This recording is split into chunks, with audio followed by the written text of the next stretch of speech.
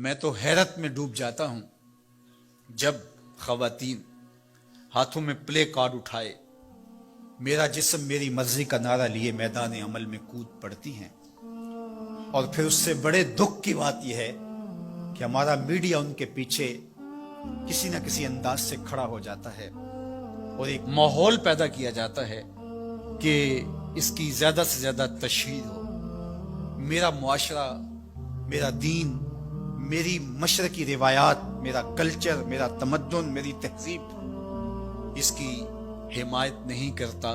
میرا دین تو مجھے اس بات کا سبق دیتا ہے، میری بہن کو، میری بیٹی کو، میری ماں کو، میری بیوی کو میرا دین یہ سبق دیتا ہے کہ وَلَا تَضْرِبْنَ بِأَرْجُلِهِنَّ لِيُعْلَمَ مَا يُخْفِينَ مِنْ زِينَتِهِنَّ، کہ وہ اتنے زور سے قدم بھی نہ رکھیں کہ ان کے پاؤں میں پڑے ہوئے پازیب کی چھنکار غیر مرد کے کانوں تک پہنچے۔ جو اسلام اپنی شہزادیوں کے پاؤں میں پڑے ہوئے پازیب کی جھنکار بھی غیر مرد تک جانے سے روکتا ہے، تو کیسے گوارا کیا جا سکے کہ ٹھمکے لگا کے عورتیں ہاتھوں میں پلے کارڈ اٹھائے بلند آواز سے نعرے لگا رہی ہوں اور جو ہے وہ دھمک دھمک کر کے جو ہے وہ اپنے حقوق مانگ رہی ہو۔ تم حقوق کس سے مانگتے ہو؟ محمد عربی نے تمہیں 14 صدیاں قبل حقوق دیے، اور اگر تم اسلام کو نہیں مانتی اور اسلام کے ضابطوں سے انحراف کرتی ہو تو تمہیں میں ایک نقشہ ماضی کا دکھانا چاہتا ہوں کہ تمہارے وجود کو بھی گوارا نہیں کیا جاتا۔ اٹھا کر کے سسکتی بچی کو زندہ درگور کر دیا جاتا تھا۔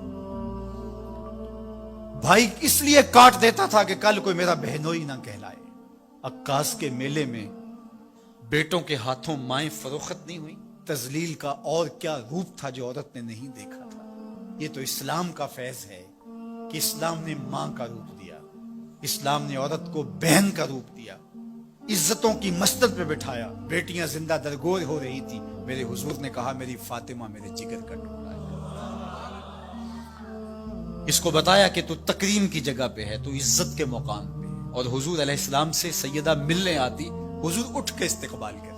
عورت کہتی ہے مجھے حق نہیں دیا گیا جتنے حق تجھے دیے گئے۔ مرد کو وراثت میں ایک حق دیا گیا، عورت کو 2 حق دیے گئے۔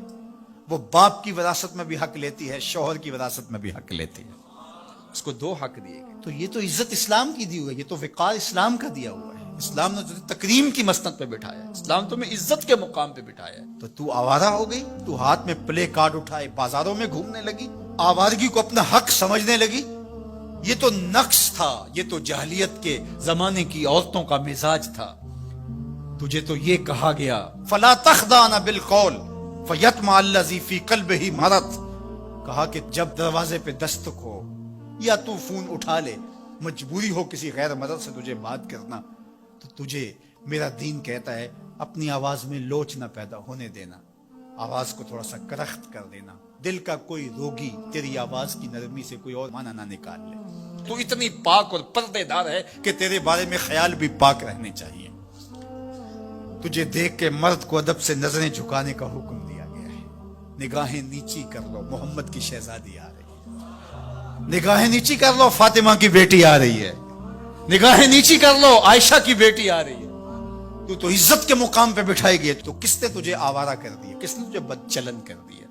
چند ٹگوں پہ، چند ملکوں کے سرمائے پہ، اور چند آوارہ عورتوں کے کہنے پہ جو مغرب کی وظیفہ خور ہیں اور جو نہ نظریہ پاکستان کو مانتی ہیں اور نہ ہی نظریہ اسلام کو مانتی ہیں، ان کے کہنے پہ تو ان کے ساتھ جا کے کھڑی ہو گئی۔ پلٹا واپس، تیری راہیں تیرا دین دیکھ رہا ہے۔ یہ 4 دن کی زندگی ہے، یہ بکھر کے ٹوٹ جانے والی سانسیں ہیں۔ آ جا، تیرا دین انتظار کر رہا ہے، تیری نسلیں تیرا انتظار کر رہی ہیں۔ بطول باش و پنہا شو ازیں اثر کہ در آغوش شبیر بگیری۔